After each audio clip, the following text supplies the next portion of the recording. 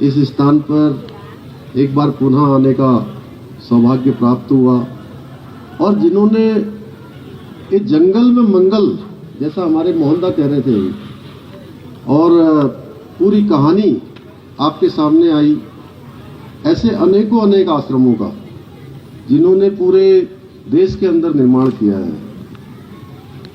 पूज्य संत जिन्होंने अपनी तपस्या के बल पर अध्यात्म और संस्कृति को आगे बढ़ाने के लिए ध्यान, संपूर्ण जीवन जिन्होंने लगा दिया और यहीं से प्रारंभ होकर पूरे हिंदुस्तान को और दुनिया को दिशा देने का काम कर रहे हैं पूज्य संत कल्याण दास जी महाराज और दीदी, जिनके बारे में मैं सच बताऊं तो मैंने आपको बताया नहीं, आप इतनी बार मुझे मिल गई।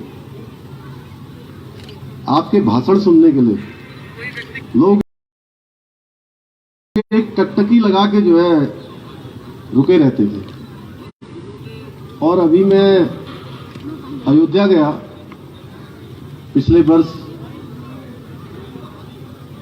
16 और 17 अक्टूबर को, जब मैंने देखा वहां पर, और मैं उससे पहले 1999 में अयोध्या गया था, और 1999 में जब मैं अयोध्या गया तो मैंने तब देखा कि भगवान रामलला वहां टेंट के नीचे थे। और मैं जब वहां से लौटकर आया तो अच्छा तो लग रहा था कि भगवान राम के दर्शन हुए, लेकिन मन बड़ा व्यथित था। और आज हमारे देश के यशस्वी प्रधानमंत्री मोदी जी के नेतृत्व में जब वहां पर राम जन्मभूमि पर आज भव्य निर्माण का काम वहां पर हो रहा है, तो मैंने मोदी जी का तो धन्यवाद किया ही किया, मुझे दीदी आपका भी स्मरण हुआ वहां पर, क्योंकि आपके भाषणों का भी जो है बहुत बड़ा कमाल था कि पूरा देश, पूरी दुनिया उस स्थान के लिए आंदोलित हो गई और आज ये मार्ग हमें मिला है।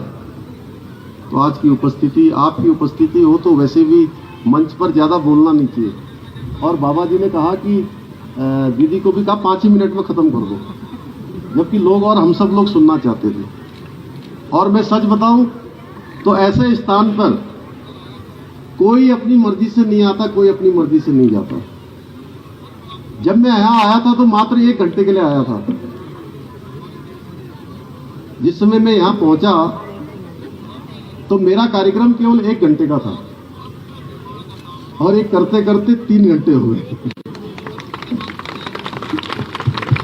पूरे 3 घंटे हो गए। और अभी आपने कहा है कि प्रसाद लेकर जाना है, तो मैं ज्यादा नहीं बोलूंगा। मंच पर विराजमान इस क्षेत्र के लोकप्रिय सांसद आदरणीय अजय टमटा जी, इस क्षेत्र के लोकप्रिय विधायक आदरणीय मोहन सिंह मेहरा जी, अल्मोड़ा क्षेत्र के लोकप्रिय विधायक भाई मनोज तिवारी जी, इस क्षेत्र के हमारे वरिष्ठ नेता, पूर्व विधानसभा के अध्यक्ष रहे आदरणीय कुंजवाल जी, और मंचासीन हमारे सभी नेतागण, सामने बैठे हुए अतिथि दीर्घा में मैं देख रहा था अतुल कृष्ण महाराज जी भी यहाँ आए हुए, उनका भी मैं अभिनंदन करता हूँ, नमन करता हूँ। आए हुए सभी अतिथिगण, माताएं, बहनें, उपस्थित मेरे सभी नौजवान साथियों, और आज जिन सुंदर सुंदर और दिव्य जिन कन्याओं का मेरे हाथों आदरणीय बाबा जी ने पूजन करवाया है, उन सभी की उपस्थिति को और हमारे सभी ब्रह्म कुमार, मैं उन सभी को भी नमन करता हूँ, प्रणाम करता हूँ। और मैं तो बच्चों को देखकर मुझे ऐसा भी लग रहा है कहीं ऐसा तो नहीं बच्चे लोग सब बोर हो गए हो, लंबा भाषण सुनकर जो है यहाँ पर काफी देर से भाषण हो रहा है। तो मैं इतना ही कहना चाहता हूँ कि ये एक सुंदर स्थान और जिसको बचाने का काम, रचाने का काम पूज्य महाराज जी ने किया है, वास्तव में हम सभी के लिए एक प्रेरणा का कारण है, एक प्रेरणादायी है। 1675 ग्राम का श्रीयंत्र यहाँ पर स्थापित हुआ है, जो केवल हिंदुस्तान का नहीं बल्कि पूरी दुनिया का सबसे बड़ा श्रीयंत्र है। उसके लिए आपको जितना कहा जाए, जितना आपका स्मरण किया जाए उतना कम है, और आपसे हमको बहुत प्रेरणा मिलती है। और इस श्रीयंत्र से, इस स्थान से एक ऊर्जा, जैसा कि हमारे भाई अजय टमटा जी कह रहे थे, ये ऊर्जा पूरे देश को मिल रही है, पूरे हमारी सनातन संस्कृति को मिल रही है। आज मोदी जी के नेतृत्व में जिस प्रकार से हमारी धर्म और संस्कृति का उत्थान हो रहा है, वो वास्तव में इससे पहले कभी नहीं हुआ था। ये कोई मंच नहीं है राजनीति का, लेकिन मैं आपसे कहना चाहता हूं कि 2013 में, अभी दीदी कह रही थी कि 2013 की आपदा के समय में मैं काफी समय तक वहां रही, तो आप सब लोगों में से भी जो केदारनाथ जी गए होंगे, उन्होंने उस समय देखा होगा कि पूरा का पूरा परिसर क्षतिग्रस्त हो गया था। आदि गुरु शंकराचार्य जी की समाधि भी पूरी तरह से वहां पर काफी नुकसान हो गया था उसको। आज वहां पर मोदी जी के प्रधानमंत्री बनने के बाद लगभग 400 करोड़ रुपए की धनराशि से आदि गुरु शंकराचार्य जी की समाधि वहां पर स्थापित हो गई है। उसके परिसर के अंदर सरस्वती घाट, आसपास का क्षेत्र, वहां पर तीर्थ पुरोहितों के आवास, वहां पर बनने वाला कॉम्प्लेक्स, आसपास से पूरा का पूरा वो परिसर एकदम से पुनर्निर्माण होते हुए एक बाबा का भव्य केदार और दिव्य केदार बनते जा रहा है। और इतना ही नहीं, इसके साथ साथ बद्रीनाथ धाम में भी हमने अभी 250 करोड़ रुपए की वहां पर स्वीकृति की है, और 250 करोड़ रुपए के कामों से बाबा बद्रीनाथ का स्थान भी बहुत तेजी से एक नया अवतार लेने जा रहा है। एक नव निर्माण का काम वहां पर हो रहा है। और मैं जब अयोध्या गया तो मैंने इस बार जब देखा वहां कि जिसके लिए आप सब लोग कहते थे, लंबे समय से आप सब लोगों के बीच में से मांग उठती रही, जिसके लिए हमारी दीदी ने बड़ा आंदोलन किया, करोड़ों करोड़ लोगों को आंदोलन किया, उसका जन जागरण का काम किया, और जब मैंने देखा आज वहां पर बड़ी बड़ी कंपनियां काम कर रही हैं, एक से एक कंपनियां जो 100-100 फीट नीचे तक ड्रिल करके एक से एक अत्याधुनिक मशीनें वहां पर काम हो रही हैं। चंपत राय जी वहां पर 24 घंटे वहां उसकी देखरेख में लगे हुए हैं। मैं कार सेवकपुरम भी गया, जो लोग उसमें लगे हुए थे, सबसे मिला तो मन प्रसन्न हो गया। जहां हम कहते थे राम लला हम आएंगे, मंदिर वहीं बनाएंगे, आज ये मंदिर बनने का मार्ग वहां पर प्रशस्त हो गया, मंदिर वहां पर बन रहा है। और मैं आपको इतना ही नहीं, मैं अभी बनारस भी गया, और बनारस के अंदर भी मैंने देखा, मैं 2002 में बनारस गया था, तब मैंने बनारस के अंदर देखा कि कोई शिव भक्त अगर बाबा को गंगा जल चढ़ाना चाहता है तो उसको रास्ता नहीं मिलता था सीधे गंगा जी से आकर जो है वो भगवान विश्वनाथ जी को जल अर्पित कर पाए। आज वहां पर जिस प्रकार का वो स्थान था, एक सकरी सी गली होती थी, अंदर जाने के लिए रास्ता नहीं होता था। आज सीधे सीधे गंगा जल लेकर वो सीधे भगवान विश्वनाथ जी को अर्पित कर सकता है।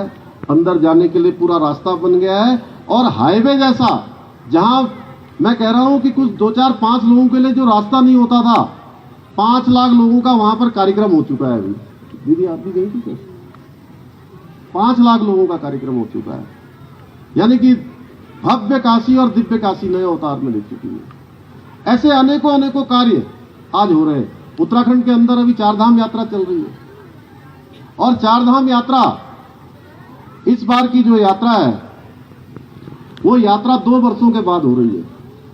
2 वर्षों तक यात्रा का संचालन नहीं हो पाया, कोरोना महामारी के कारण से। इस 4 धाम यात्रा से जो लोग अपनी आजीविका का काम करते थे, उनकी आजीविका भी नहीं हो पाई, और देश के लोग यहां आना चाहते थे, वो भी नहीं आ पाए। इस बार यात्रा में जो यात्रा पहले होती थी उसके मुकाबले आज कई गुना ज्यादा लोग आ रहे हैं, और हमारे लिए भी एक चुनौती है कि ये यात्रा अच्छी चले। उसको लेकर हमने पिछले दिनों कुछ गाइडलाइंस बनाई है, रजिस्ट्रेशन करवाने की प्रक्रिया प्रारंभ की है, और मैंने सभी से अनुरोध भी किया है। मैं आप सबके माध्यम से भी कहना चाहता हूं कि हमने सबसे अनुरोध किया है, जो मेडिकली फिट नहीं है, शारीरिक रूप से ठीक नहीं है, वो अभी जब तक डॉक्टर उनको न कहे तब तक वो यात्रा प्रारंभ न करें। जो बुजुर्ग लोग हैं उनको यात्रा में आगे आने दें, हमारी जो मातृशक्ति है उनको आगे आने दें, इस प्रकार से हम यात्रा को व्यवस्थित कर रहे हैं। पहले दिन जिस दिन केदारनाथ जी के कपाट खुले थे, रात को 1 बजे मेरे पास फोन आता है कि साहब यहाँ 12-13 हजार 15 हजार की अधिकतम कैपेसिटी है और यहाँ पर 22,000-25 हजार के लोग लगभग पहुंच गए हैं और -डिग्री तापमान वहां पर था। बहुत परेशानी का सामना सभी को करना पड़ा, लेकिन हमने कोशिश करी कि सभी को छत मिल जाए। फिर यात्रा चलते चलते बीच में आप लोगों ने अखबारों में पढ़ा होगा कि 21 लोगों का उसमें कैजुअल्टी हो गई, लेकिन कोई भी यात्रा में अव्यवस्था के कारण से नहीं हुआ है। हमारी कोशिश है कि पूरे देश के श्रद्धालु यात्री हमारे यहाँ आए, जैसे डोल मार रहे हैं, करोड़ों लाखों लोग यहाँ आते हैं, हमारे जो है कैची धाम में आते हैं, आसपास आते हैं। हमारे यहाँ देव स्थान है, एक से एक देव स्थान है, सभी देव स्थानों पर आते हैं। हमारा एकमात्र ये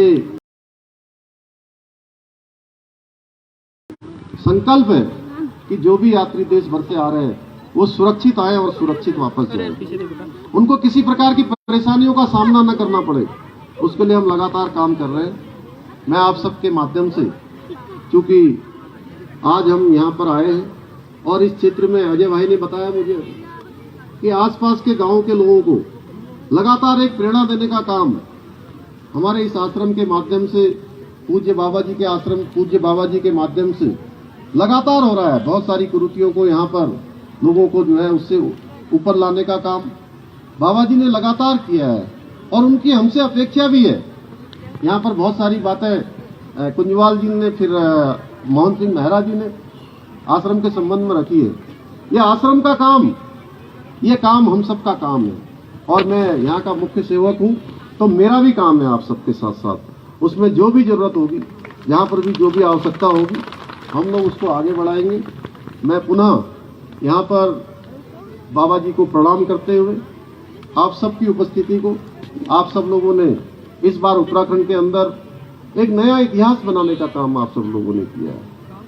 हमारे देश के प्रधानमंत्री मोदी जी के नेतृत्व में, उनके विजन पर, उनके कार्यक्रमों पर, उनके कामों पर आप सब लोगों ने जो भरोसा जताया है, मैं विश्वास दिलाता हूं कि हमने एक एक करके सब काम शुरू कर दिए। हमने सबसे पहले उत्तराखंड के अंदर जो हमने चुनाव से पहले ये कहा था कि हम, चूंकि उत्तराखंड देवभूमि है, ये गंगा का प्रदेश है, ये देवों का प्रदेश है, यहाँ पर प्रत्येक परिवार से कोई न कोई सेना के अंदर है, चाहे वो सेना में हो, अर्धसैनिक बलों में हो, किसी का बेटा है, किसी का भांजा है, किसी का भतीजा है, कोई न कोई सेना से जुड़ा हुआ है। और हम दो अंतर्राष्ट्रीय सीमाओं से लगे हुए प्रदेश हैं। तो हमारे प्रदेश के अंदर रहने वाले, चाहे वो किसी धर्म का हो, पंथ का हो, समुदाय का हो, सबके लिए एक समान कानून होना चाहिए। और हमने ये घोषणा करी थी, ये हमारा संकल्प था। नई सरकार बनने के बाद हमने इसको लागू करने के लिए सारी प्रक्रिया कर दी है। इसी प्रकार से हमने चुनाव से पहले जो गरीब परिवार थे, उन गरीब परिवारों के लिए हमने कहा था कि हम साल के अंदर जो अंत्योदय के कार्ड वाले हैं, उन सभी को हम 3 सिलेंडर साल भर में उपलब्ध करवाएंगे। उसके लिए भी हमने सारी बजटिंग की व्यवस्था कर दी है। नया बजट हमारा जून में जैसे ही पास होगा, हम उसको भी लागू करेंगे। ऐसे क्योंकि आपके बीच में मैं मुख्य सेवक के रूप में आया हूं, तो मुझे लगता है कि हर 100 दिनों में हम अपना रिपोर्ट कार्ड आप सबके बीच में देंगे। अब 100 दिन होंगे तो 100 दिनों में करेंगे, कोई मंच नहीं है। आज मैं तो केवल बाबा जी का आशीर्वाद लेने के लिए यहाँ आया हूँ। पूज्य बाबा जी को फिर से एक बार प्रणाम करते हुए, दीदी जी का बहुत अभिनंदन करते हुए, अपनी तरफ से उनको नमन करते हुए, आप सबका धन्यवाद करते हुए, और बच्चों का जिनके निमित्त यहाँ पर बहुत शानदार यहाँ पर मेरे हाथों जिनका पूजन करवाया, उन सभी को नमन करते हुए मैं अपनी वाणी को यहीं पर विराम देता हूँ। बहुत बहुत धन्यवाद। जय हिंद, जय भारत, जय उत्तराखंड।